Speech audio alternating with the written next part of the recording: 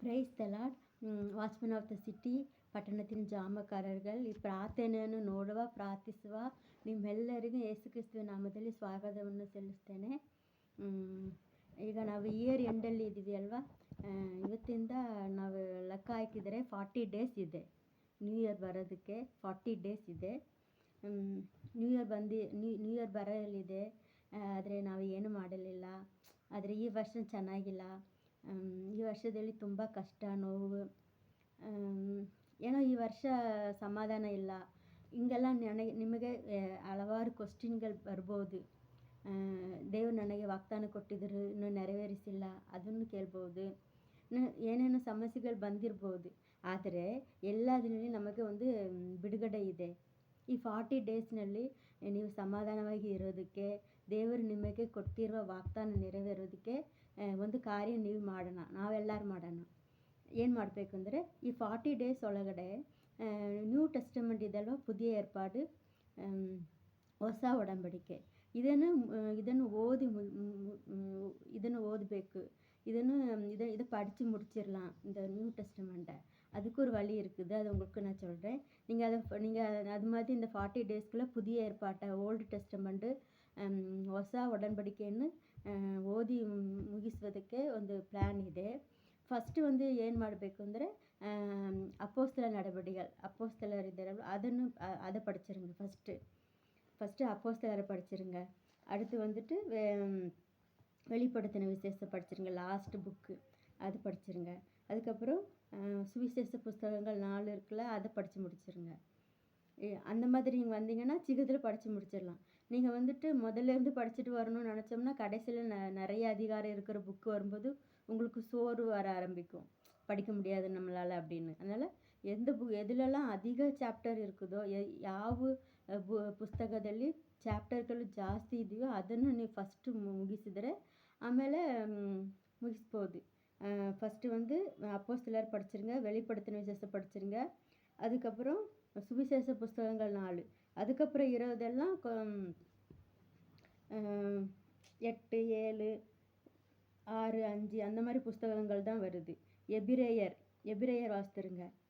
மீதி எல்லா புக்குங்களுமே 16, 8, 3, 4, 5 அப்படின்னு தான் வரும். அப்படின்னு வரும்போது நமக்கு முடிச்சிடலாம் அப்படிங்கிற ஒரு ನಂಬಿಕೆ வந்துடும். அதனால் ಫಸ್ಟು ಯಾವ ಪುಸ್ತಕಗಳಲ್ಲಿ ಚಾಪ್ಟರ್ ಜಾಸ್ತಿ ಇದೆಯೋ ಅದನ್ನು ಮುಗಿಸ್ಬೇಕು. ನೀವು ಒಂದು ಪ್ಲ್ಯಾನ್ ಮಾಡಿ, ಇದನ್ನು ಹೆಂಗಾದರೂ ಈ 40 ಡೇಸ್ ಒಳಗಡೆ ನಾನು புதிய ஏற்பாடை முடிக்கணும் அப்படின்னு சொல்லி நீங்கள் ஒரு ஸ்டெப்பு எடுத்து வைங்க. ஆண்டவர் உங்களுக்காண்டி, நீங்கள் ஒரு கால் எடுத்து வச்சா போதும், நீங்கள் ஒரு முடிவு எடுத்தால் போதும், ஆண்டவர் உங்களுக்காண்டி பல முடிவுகளை எடுப்பார். உங்களுக்கு இந்த வருஷம் சொன்ன வாக்குத்தத்தங்கள் எல்லாம் ஆண்டவர் நிறைவேற்றி கடைசியில் கூட ஆண்டவர் பெரிய காரியங்களை நம்முடைய வாழ்க்கையில் செய்வார். நீங்கள் இந்த முடிவை எடுங்க, ஆண்டவர் உங்களை ஆசீர்வதிப்பார்.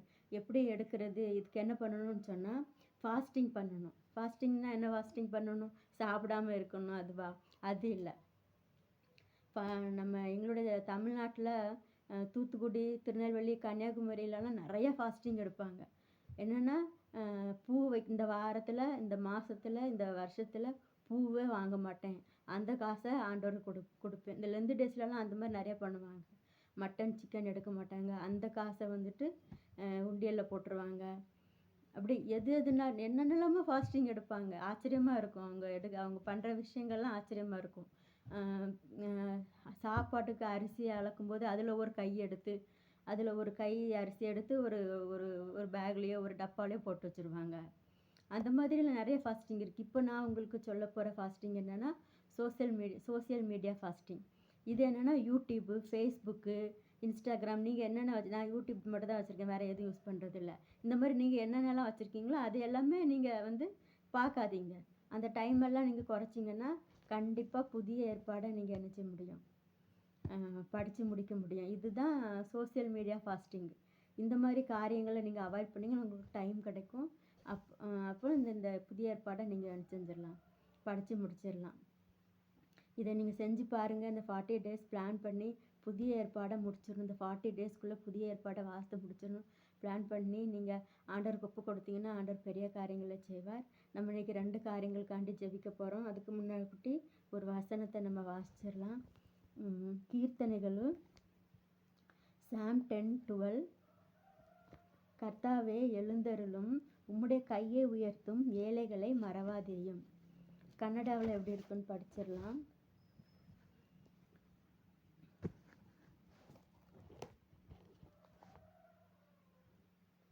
ಯೆಹೋವನೇ ಏಳು, ದೇವನೇ ಕುಕ್ಕಿದವನನ್ನು ಮರೆಯಬೇಡ, ಅವನನ್ನು ರಕ್ಷಿಸುವುದಕ್ಕೆ ಕೈ ಚಾಚು.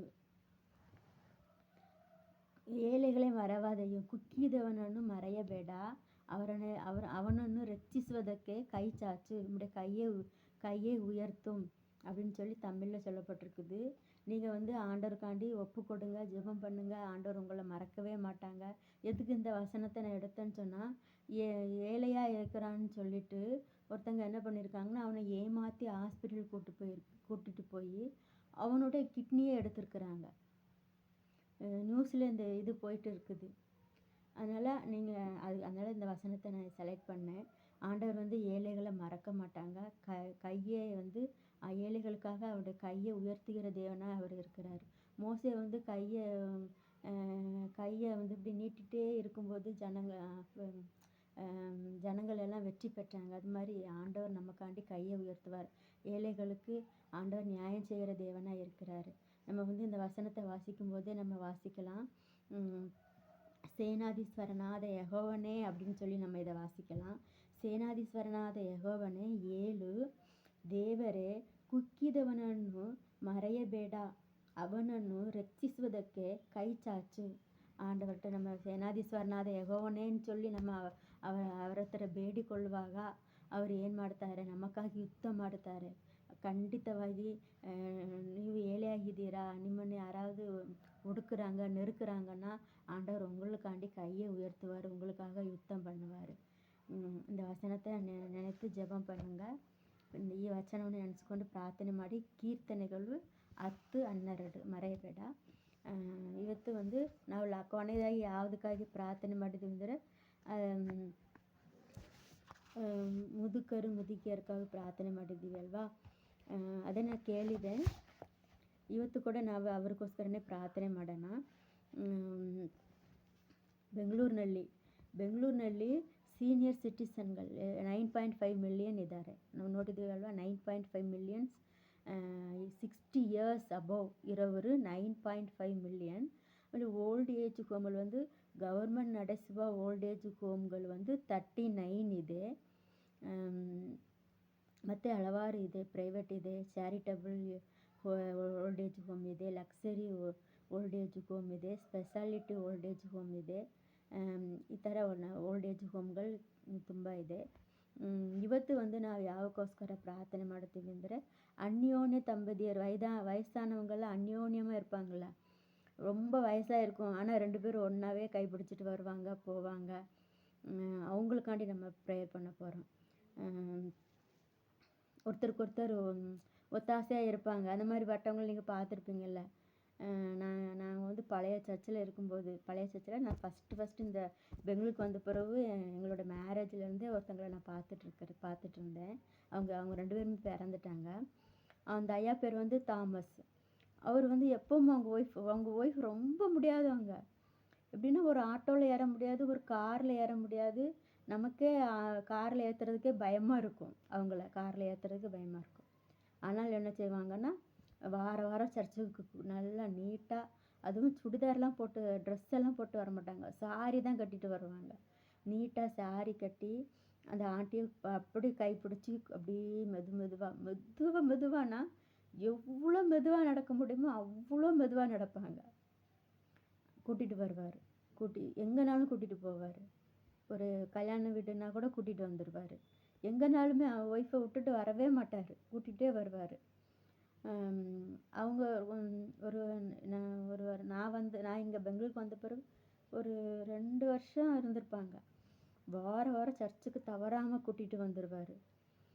எப்படியாவது ஆட்டோ பிடிச்சோ கார் பிடிச்சோ எப்படியோ வந்துடுவாங்க சர்ச்சுக்கு. அந்த அம்மா திடீர்னு இறந்துட்டாங்க. அந்த அம்மா இறந்து கொஞ்சம் ஒரு 2 வாரம் கூட அவ்வளோ 15 நாள் தான் இருக்கும். 15 days உலகடை. அந்த ஐயா நல்லா இருந்தார். அவரும் ஆண்டவர் எடுத்துக்கிட்டார் அவரை. ஒரே ஆச்சரியம் எல்லாருக்குமே ஆச்சரியம். ஏன்னா அந்த அம்மாவை அடக்கம் பண்ணி ஒரு 15 நாளுக்குள்ள அடுத்து இந்த ஐயாவும் ஏசப்பா எடுத்துக்கிட்டாங்க. சிலவங்க எப்பவுமே சில வயதான பாட்டி தாத்தா சண்டை போட்டுகிட்டே இருப்பாங்க பார்த்தீங்களா? சண்டை போட்டே இருப்பாங்க. ஆனால் அவங்க சண்டை போடுறதே எதுக்குன்னா பாசம்தான் அது. சண்டை போடலை, எதுவுமே சொல்லலைன்னா கூட இன்றைக்கி எதுவுமே சொல்லலையே, எதுவுமே சொல்லாமல் அமைதியாக இருந்துட்டாலே என்ன அப்படின்னு இருக்கும். சிலவங்க பேசிகிட்டே இருந்தாங்கன்னா, எப்போவுமே அமைதியாக இருந்து பேசிகிட்டே இருந்தாங்கன்னா, ஏன் பேசிகிட்டே இருக்கா, ஏதோ ஒரு காரணம் இருக்கும். சிலவங்க பேசாமவே இருந்துட்டாங்கன்னா கூட, எதுக்கு பேசாமல் இருந்துட்டா, எப்போவுமே பேசிக்கிட்டே இருப்பாள்ல, அது ஒரு விதமான ஒரு ஒரு புரிதல் அது அவங்களுக்குள்ள. இது இந்த மாதிரி என்னன்னா, பேசாமல் இருக்கிறவங்க பேசிட்டாங்கனாலும் ஏதோ ஒன்று இருக்குன்னு அர்த்தம். பேசிகிட்டே இருக்கிறவங்க பேசாமல் இருந்தாலும் ஏதோ இருக்குன்னு அர்த்தம். இது அவங்களுக்குள்ள இருக்கிற ஒரு புரிதல். அது மாதிரி இந்த ஐயாவுக்கு அந்த அம்மா கூடவே இருந்துட்டு இல்லைன்னொன்னே முடியல அவரால். ஆண்டவர் கூட பாருங்க, 2 பேரும் ஒருத்தருக்கு ஒருத்தர் அந்யோன்யமாக இருக்கிறதுக்காண்டியே இருந்திருக்காங்க. அந்த அம்மா இல்லைன்னொன்னே அந்த அம்மா இல்லைன்னா இவரால் என்ன செய்ய முடியாது, இருக்க முடியாதுன்னு சொல்லி ஆண்டவருக்கே தெரிஞ்சிருக்குது. அதனால ஆண்டவர் அவங்கள எடுத்துக்கிட்டாங்க. அவங்க ஃபோட்டோ கூட எங்கிட்ட இருக்குது. அப்படியே 2 பேரும் எங்களுடைய கல்யாணத்தோட பார்த்திங்கன்னா 2 பேரும் கை பிடிச்சிட்டு நீ நடந்து போகிறதே எடுத்து வச்சுருப்பாங்க. அந்த ஃபோட்டோ உங்களுக்கு நான் இதில் போட்டு விட்றேன்னு பாருங்கள்.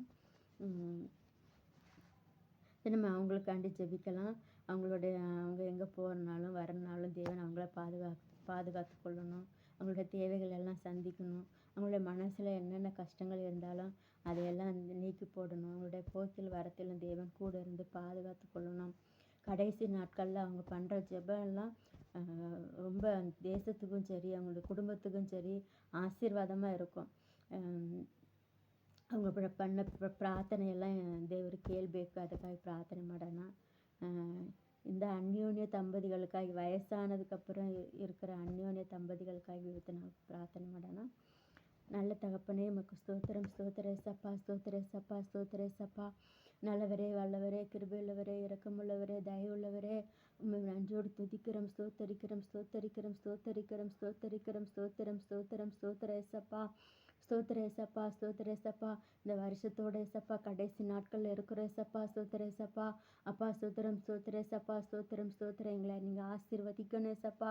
எங்களுக்கு சொன்ன வாக்குத்தத்தங்களை எல்லாம் நிறைவேற்றணும் ஏசப்பா. இந்த நேரத்தில் ஏசப்பா வயதான அந்யோன்ய தம்பதிகளுக்காக ஜெபிக்கிற ஏசப்பா, ஏசப்பா. அவங்களை நீங்கள் ஆசீர்வதிக்கணும் ஏசப்பா. அவங்களுக்கு ஏசப்பா எந்த வியாதி இருந்தாலும் நீக்கி சுகத்தை, பலத்தை, ஆரோக்கியத்தை கொடுக்கணும் ஏசப்பா. ஸ்தோத்திரம். அவங்களுடைய விண்ணப்பங்கள், வேண்டுதல்களுடைய ஜெபங்கள் எல்லாவற்றுக்கும் நீங்கள் பதில் கொடுக்கணும் ஏசப்பா. ஏசப்பா. அவங்களுடைய ஜெபங்கள் தேசத்துக்கு அப்பா ஸ்தோத்திர, குடும்பங்களுக்கு ஆசீர்வாதமாய் அப்பா ஸ்தோத்திரம் அமையும்படிக்கு ஏசப்பா. அவங்க மேல் நீ கிருபையாய் இருக்கும்படிக்காய் ஜெபிக்கிற ஏசப்பா. ஏசப்பா. அப்பா கடைசி நாட்கள் ஏசப்பா, வயதான அந்த நாட்கள் ஏசப்பா. அப்பா இயேசுவே ஸ்தோத்திரம். ஏசப்பா. அப்பா இயேசுவே எவ்வளோ ஏசப்பா ஸ்தோத்திரம், சரீர பலவீனங்கள் இருந்தாலும், கவலைகள் இருந்தாலும், கண்ணீர்கள் இருந்தாலும் ஏசப்பா, பிள்ளைகளை குறித்து வேதனை இருந்தாலும் அதை எல்லாவற்றையும் ஏசப்பா அவர்கள் சமாதானமாக ஏற்றுக்கொண்டு பிள்ளைகளை ஆசீர்வதிக்கும்படியான ஒரு இருதயத்தை அவர்களுக்கு நீர் கொடுக்கும்படிக்காய் ஜெபிக்கிற ஏசப்பா. ஏசப்பா. அப்பா இயேசுவே ஸ்தோத்திரம். அவங்களோட தேவைகள் எல்லாம் சந்திங்க ஏசப்பா. அவங்களுடைய குறைவுகள் எல்லாம் நிறைவாக்குங்க ஏசப்பா. எந்த குறையும் வராதபடிக்கு காத்து கொள்ளுங்க ஏசப்பா. அவருடைய போக்கில் வரத்தில் கூட இருங்க ஏசப்பா. அவங்க ஆட்டோவில் போகும்போதோ, காரில் போகும்போதோ, நடந்து போகும்போதோ அப்பா ஸ்தோத்திரம் நீர் பாதுகாத்து கொள்ளும்படிக்காய் ஜெபிக்கிற ஏசப்பா.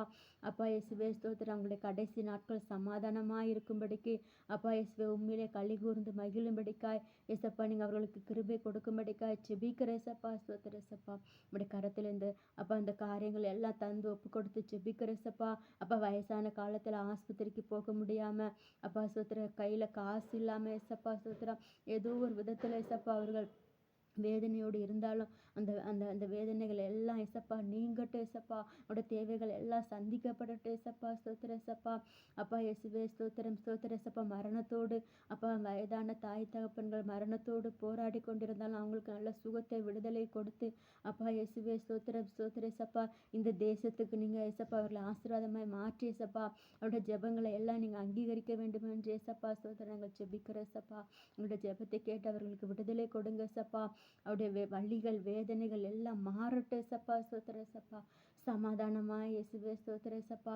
அவங்களுடைய ஏசப்பா கடைசி நாட்கள் சமாதானமா இருக்கும்படிக்கு அப்பா இயேசுவே ஸ்தோத்திரம். நீர் அவர்கள் இந்த உலகத்திலிருந்து எடுக்கிற நாட்கள் வரைக்கும் ஏசப்பா ஆரோக்கியமா சமாதானமா இருக்கும்படிக்கு நீங்க கிருபை செய்யும்படிக்காய் ஜெபிக்கிறேன் ஏசப்பா. உடைய கரத்துல இந்த காரியங்கள் எல்லாம் தந்து ஒப்பு கொடுக்கிறோம். நீங்க பொறுப்படுத்திக் கொள்ளுங்க, ஆசீர்வதிங்க. இயேசுவின் நாமத்தில் ஜெபிக்கிறோம் நல்ல பிதாவே. ஆமென். நான் வந்து ஹாஸ்பிட்டலில் இருந்தேன். கோயம்புத்தூர் சிஎம்சிஹெச்சில் ஒரு மாதம் இருந்தேன், ஒரு மாதம் இருந்தேன்.